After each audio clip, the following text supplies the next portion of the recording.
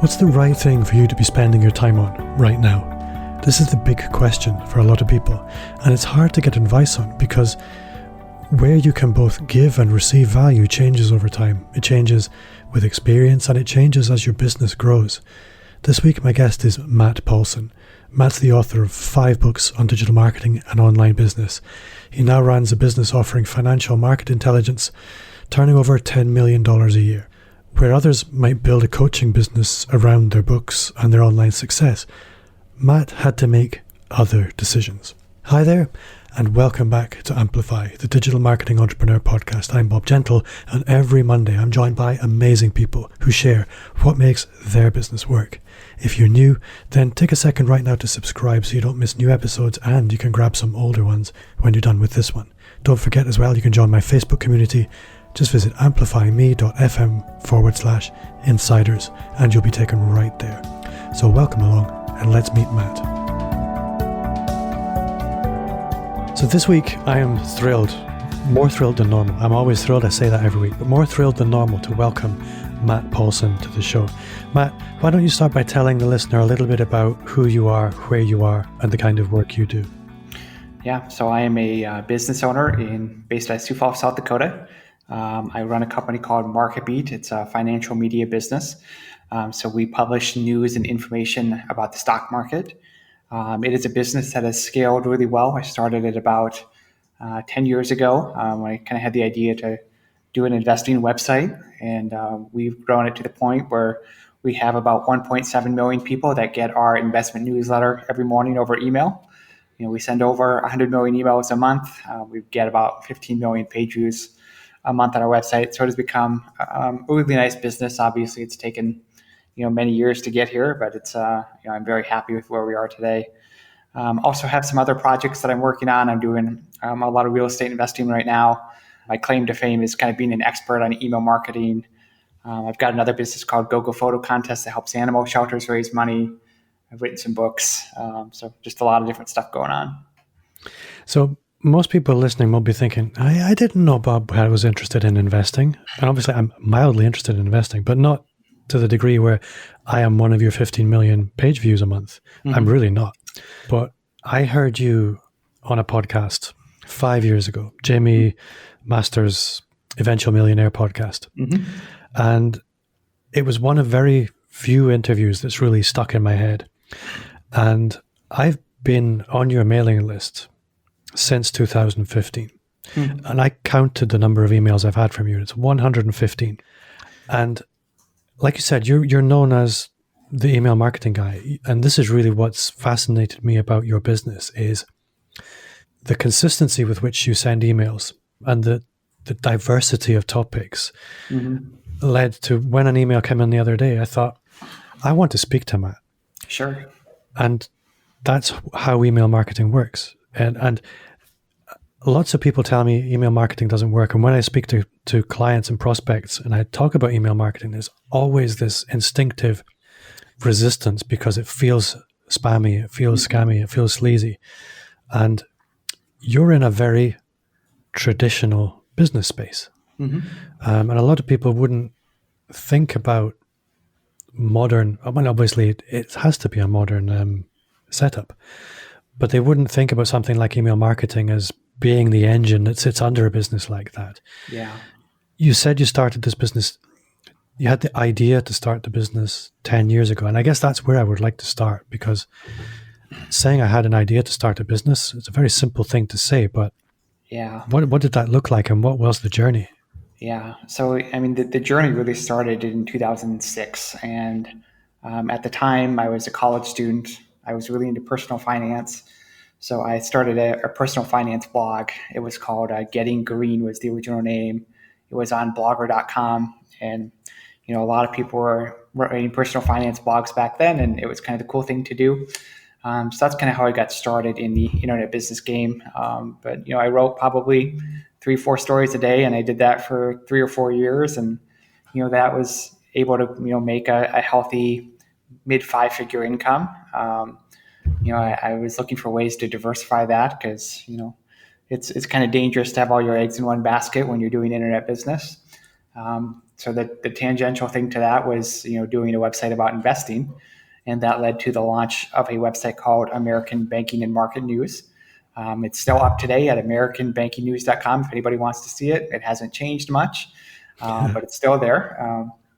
And their kind of brilliant idea that I kind of that it was really a combination of two things that turned this in, I guess transformed me from being a personal finance blogger, one of 100 people doing it, honestly not doing it very well compared to some other people, to really a successful internet business owner. And one was I figured out how to get my news stories inside Google News and Bing News and Yahoo News. And then two, I figured out how to create software that would make financial news articles based off data. So we could take like a company's quarterly earnings announcement and use software to extract the important data out of that and turn it into an article that somebody could read. So my writing cost for somebody to produce an article, really went down to zero, and that allowed us to produce, 100 articles a day if we wanted to, because whenever the CEO of any company sells their stock, we could take that data and turn it into an article saying, Tim Cook at Apple sold 100,000 shares of Apple stock today, and here's why that's important, and here's how the other times he's bought and sold stock. Here's what else is happening with Apple. And if you go to americanbankingnews.com, you can see those types of articles are still there. But being able to produce content at scale using our automated software really allowed us to get a big foothold into those the news search engines, so Google News, Bing News, Yahoo News, and kind of the finance sections of Google and Yahoo and Bing as well, because not many other people are producing 100 articles a day. So we would show up on a lot of the what they call ticker pages. So you would search for like Microsoft, and then our news story about Microsoft would be there. We'd get people back to American Banking and Market News. Hopefully they would sign up for our email list, and we're really off to the races. So that's kind of how that business got started. It evolved over time, certainly like any business would, but initially the play was just to get people on a website and then to get them to click on ads. But I knew that wasn't sustainable because this really felt like a traffic hack, an SEO hack that worked today might not work tomorrow. It turns out that traffic hack ended up working for about 10 years before it really stopped working, thankfully. So I got really lucky there. But I thought, there is an audience of people that are interested in investing in stocks, individual companies, researching them, learning about them. And if I had them all on an email list, I really wouldn't need Google as much anymore, because when I have something new to share, I can just email them the link versus hoping they come back to Google, typing in the same stock ticker again, hoping my article gets the ranking for it, and hoping they click on the link. So it's just much more of a sure thing. So one of the early focuses was to get email signups on a newsletter. I later figured out we could put ads for financial products in that newsletter. So now advertising in our newsletters and just sending out emails for advertisers is a big source of revenue for our business. We also kind of figured out the premium subscription component. So we have about 10,300 people that are on premium subscriptions right now for our premium newsletter and then our investment research software. So people will pay either $20 a month or $40 a month to access some additional features on our website. So that's very reasonably priced. Yeah, I would have expected it to be higher. So is your sort of customer base within MarketBeat, it tends to be small investors, domestic investors, if you like? Yeah, it tends to be people that are later career or recently retired, and they are interested in the stock market in the same way that somebody might be interested in a sports team.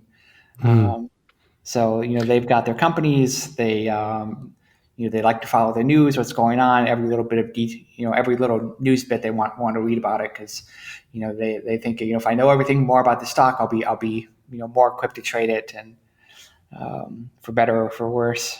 Some people do well, some people don't, and but there are people that the stock market is their hobby, and they like to brag to their buddies on a golf course about what stocks they bought that did well, and maybe the ones that didn't do so well, they just kind of sweep under the rug. But that's kind of the audience. It tends to be 80-90% men. They're all tend to be older, late career people, and we've really found a niche with those people. So they're not on Facebook, so we can't do Facebook ads. They're not on Instagram so much. So to reach our audience, we really have to do marketing in a very different way than, if you listen to any of the standard marketing or business growth podcast. We can't do a lot of the things that are hot right now because they don't work for our audience. So I threw you off your stride a little bit with a question there, but this is sort of 2006 this began, and I think people have to cast their minds back to 2006 and think what the internet was back then. There wasn't actually that much in terms of social media, and there weren't that many. I mean, we're talking the time when everybody was still talking about Web 2.0, even thinking about it, actually, never mind doing it. Yeah, the standard way to promote content was to share it on dig.com, and reddit.com had just launched at that point, and there were all these different social bookmarking sites like Delicious and Stumble Upon that people would share their articles to, and hopefully those sites would promote your stuff, and that was really kind of the name of the game at the time. People were doing a lot of guest blog posts. That was a thing early on that people did, but there was no sharing articles to Facebook or Twitter. That was very much a new thing back then. I mean, Twitter launched in 2006. And Facebook. See, this is why I think you're a really, really useful case study, is because a lot of people complain now you have to pay to play. You have to do the social media. You have to do all kinds of complicated things in order to be successful online. But email's still there. And it's still working for you. Along the way, you've written more books than most. I haven't counted them, but I've counted 1, 2, 3, 4, 5. 5 books. I think there are more. Yeah, there's 8. So at what point, and what's also interesting in the way you wrote your books is you started with personal finance. And anyone who knows anything about business knows that businesses tend to lose money. And it's not because they're bad at making money, it's because they're bad at looking after it. And that was why I thought it was quite interesting that you'd started with personal finance and how to save money rather than how to spend money or how to make it. How important is that aspect in your own business philosophy? Yeah. One of our core values is to protect our profit margin. So historically, MarketBeat has operated at a 70% profit margin, which is very, very unusual for businesses. We sell digital products and services and advertising, so our expenses, their web hosting, their people, and their, us buying advertising. So, my thought is, if I can, a $10 million business a year that makes $7 million in profit is just as valuable as a $30 million business that makes $7 million in profit. So there's a lot of things that we don't spend money on that a lot of people would spend money on, like we didn't have an office until 5 months ago, and this is a company that's been incorporated for 12 years. We finally decided, maybe it's time to get an office 12 years into the business.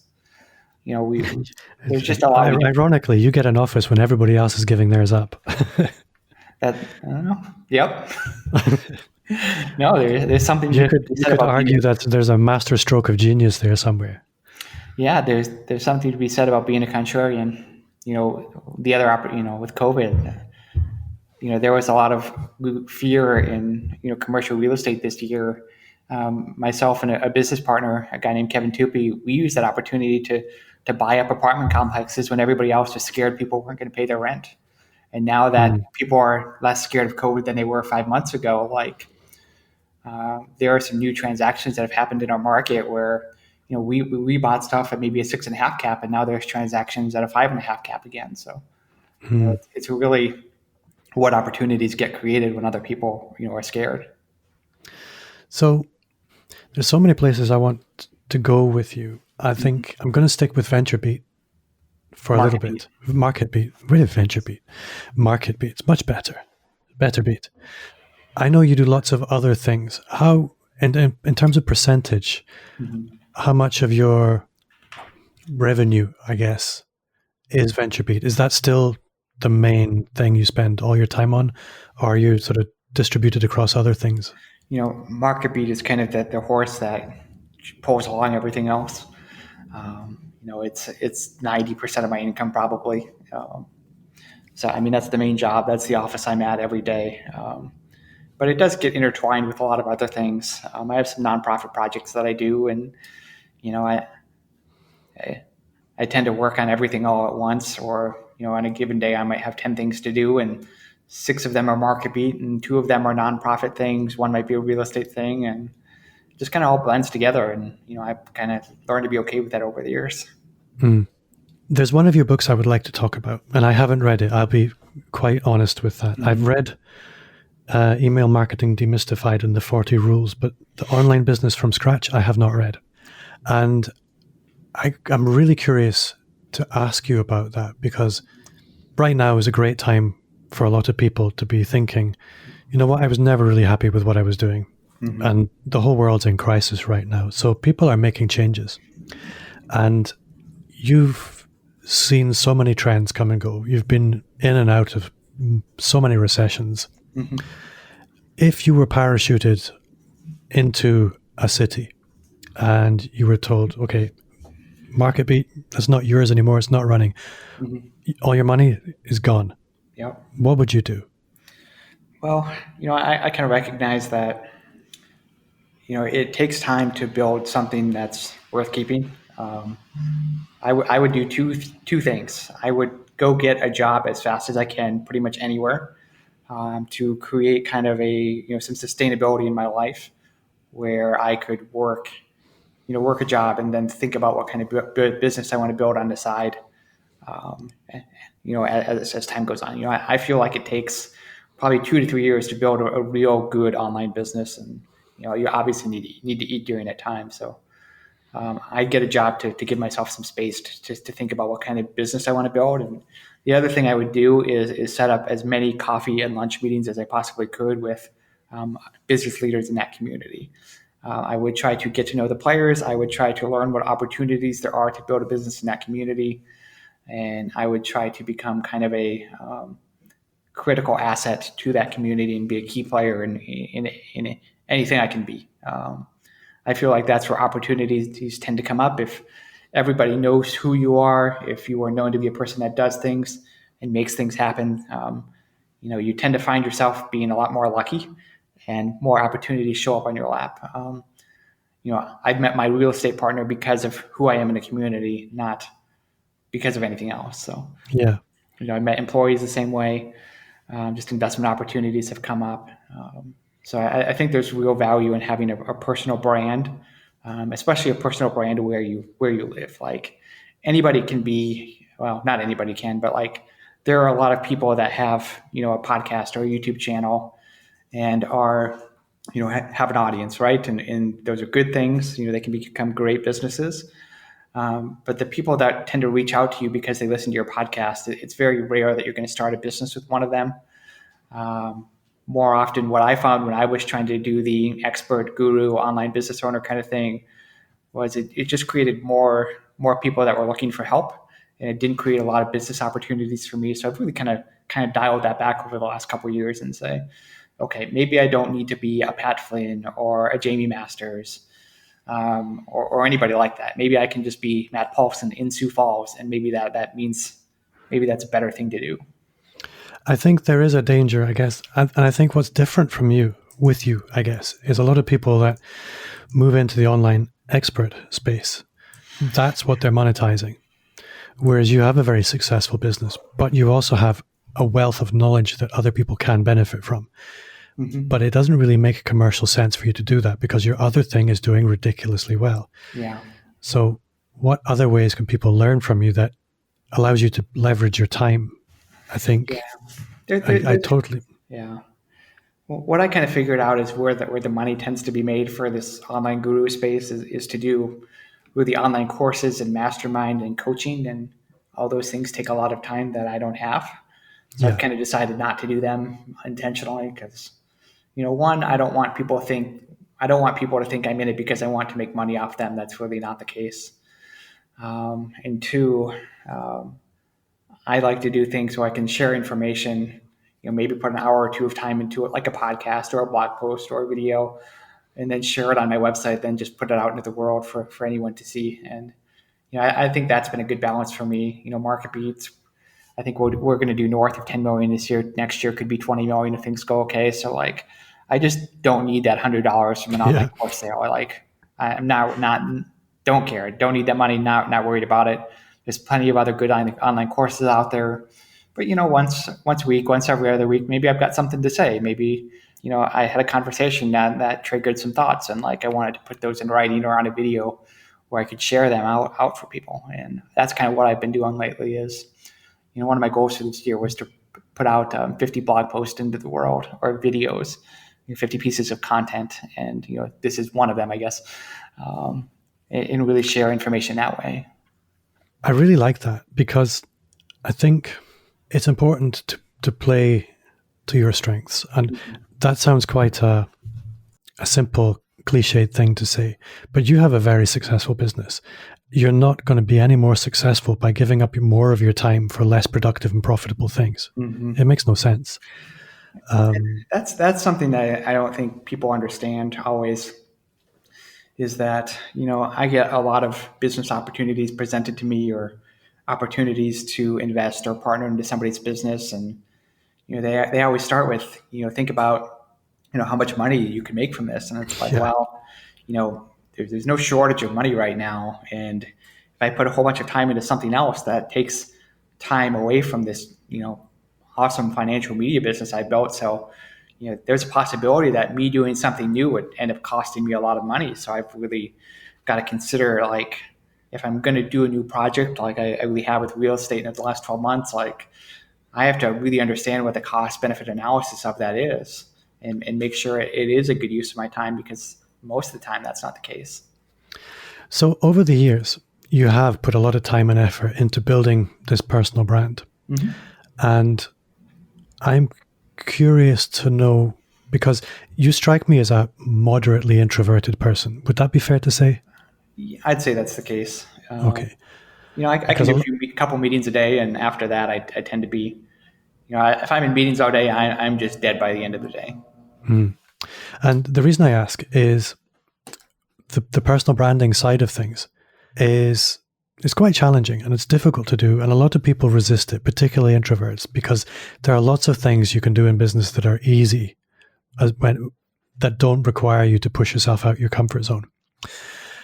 There are lots of business owners who, when I meet them, they really resist showing up in their own content. They resist being known as the business owner in a particular business. And I find this particularly the case in traditional brick and mortar businesses, that they don't mind going to networking events or sort of joining the local chamber.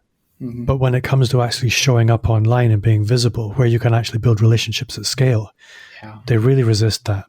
So I'm curious to know what your perspective on that would be, as somebody who is in not a traditional business, but a business that's effectively been around for hundreds of years, the sort of financial industry. Yeah.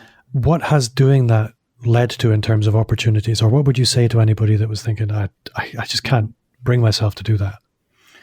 It's just created a lot of different opportunities for me that didn't exist 10 years ago, when I was working at my home office in my basement and never really leaving much during the day. Building a personal brand, both in my community and online is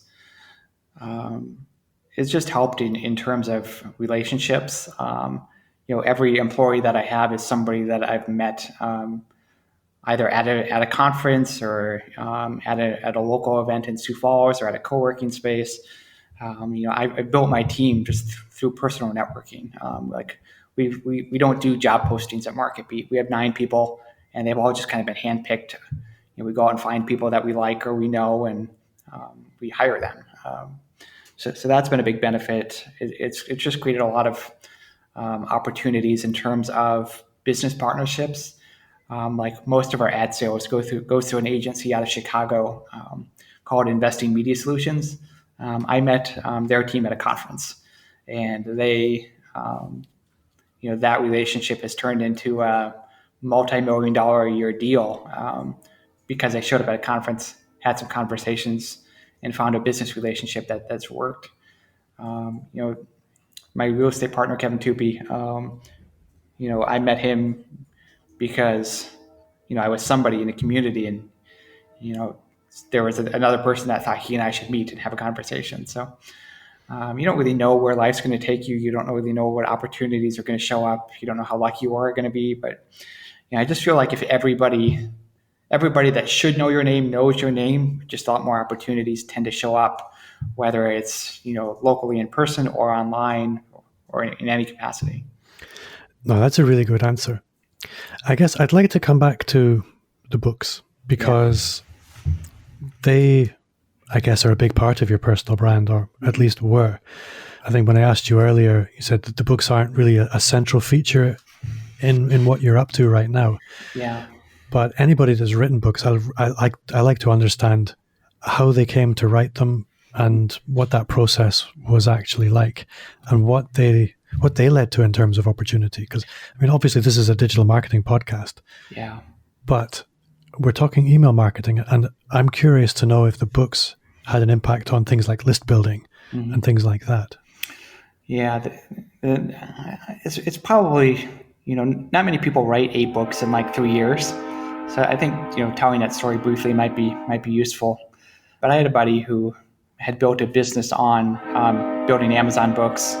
Sorry, there's a train in the background, but I know, it sounds fantastic. Yeah, no, we're about a block away from the local train that comes through downtown.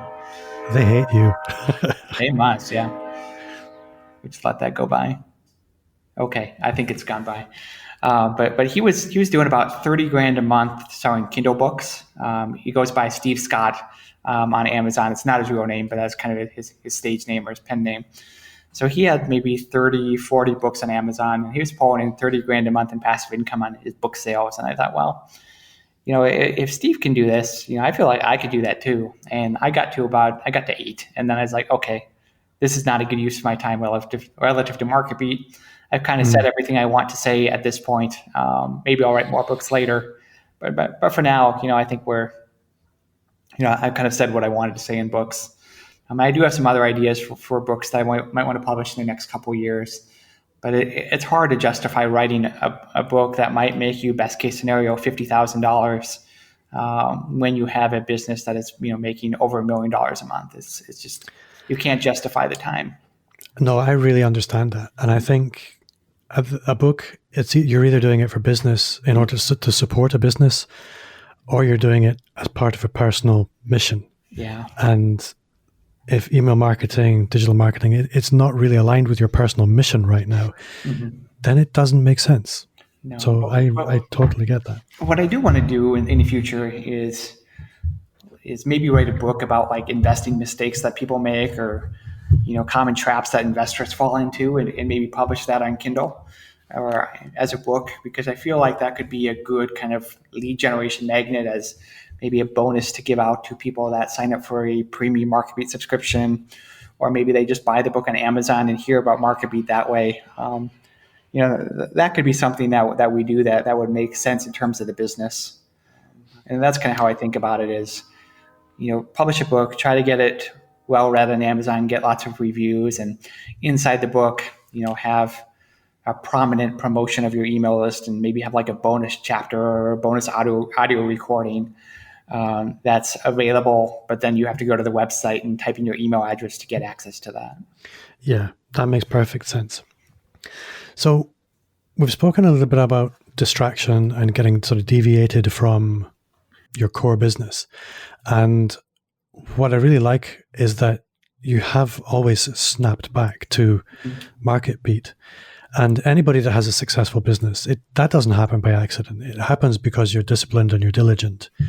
And I'm curious to understand how you manage your time, because if anybody's doing well, it's because they're managing time well. So I'm curious to know what your processes, practices, and so forth are around that. How do you manage your time?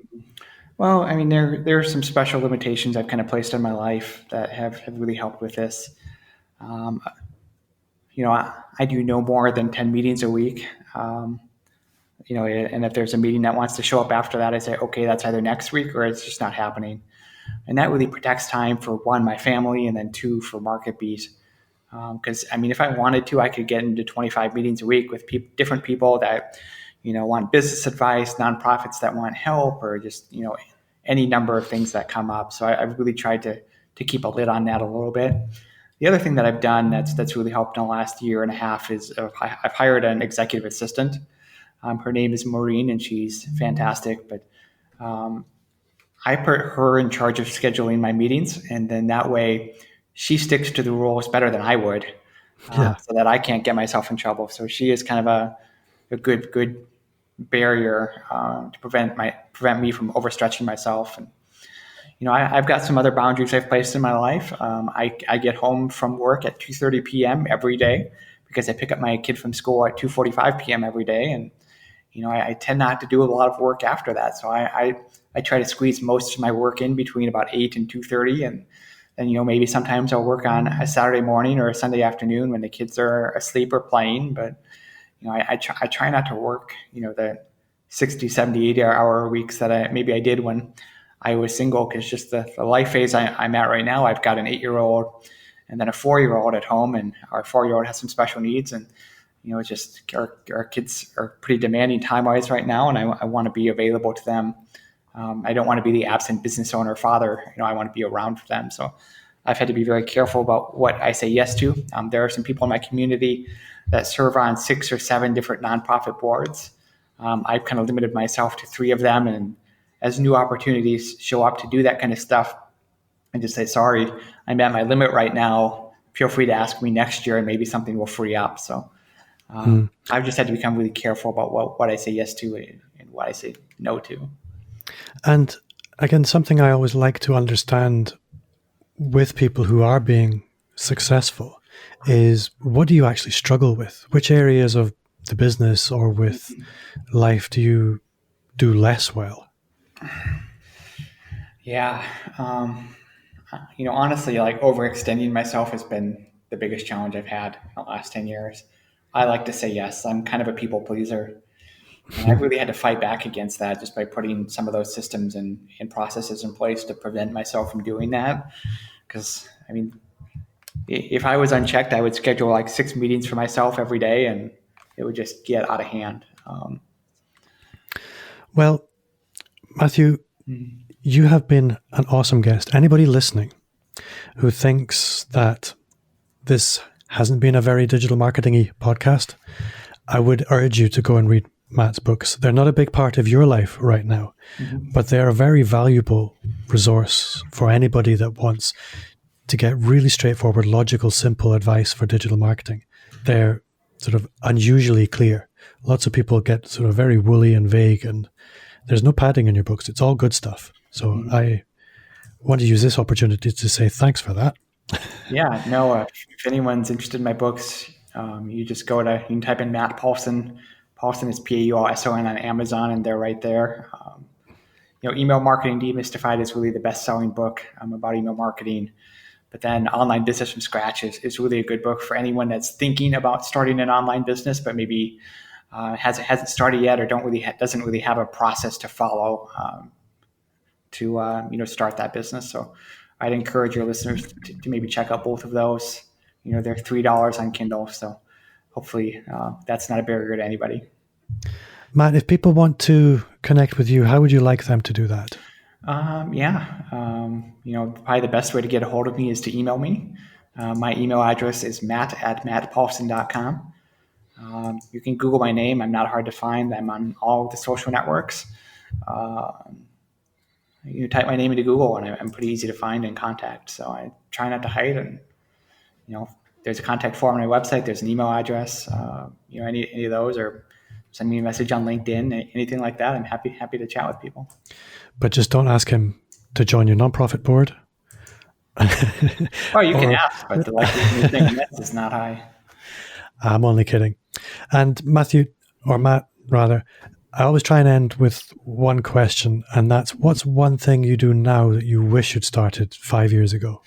Oh, I wish I had focused on, taking the money that MarketBeat was making and investing it into, investments that make income.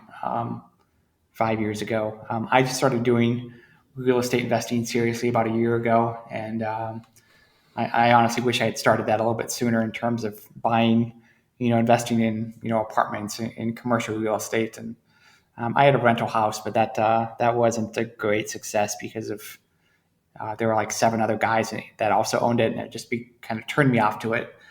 But what I've learned is like it is so much easier to buy bigger assets that are managed professionally, and it takes less money than you think to do some of this stuff, because you can get bank loans. Like, I've got like a 10,000 square foot commercial real estate building we're building in Sioux Falls here, and I own half of it. And my cash outlay on that was $300,000, and that is a lot of money to a lot of people. But in terms of like owning a building where you have Starbucks as a tenant and a Capriati's, which is a sandwich shop, as a tenant, and a couple other tenants in that space, that's not a lot of, relative to what it is, it's not a lot of money. I just wish I had started doing some of that sooner. Yeah, I would love to talk about that some more, but we're out of time, and I don't want to take too much of yours because I know it's very, very precious. So Matt Paulson, thank you so much for your time. You've been a fantastic guest. Thanks for being so open in this conversation. I'd love to meet you sometime, but you are very far away from me. So yes. Thank you very much for your time. Thank you, Bob. Being open to change and adapting as your situation changes is an important mindset. When things are going well, it's important not to settle. And when things are going badly, it's equally important not to be too proud to look inside for the reasons why. Before I go, just a quick reminder to subscribe.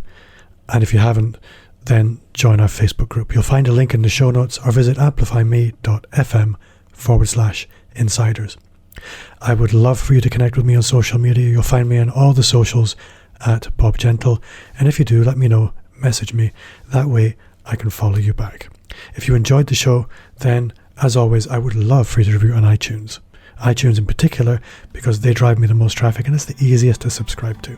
It's also the very best way to help me reach more subscribers. My name is Bob Gentle. Thanks again to Matt for giving us his time this week, and to you for listening, and I'll see you next week.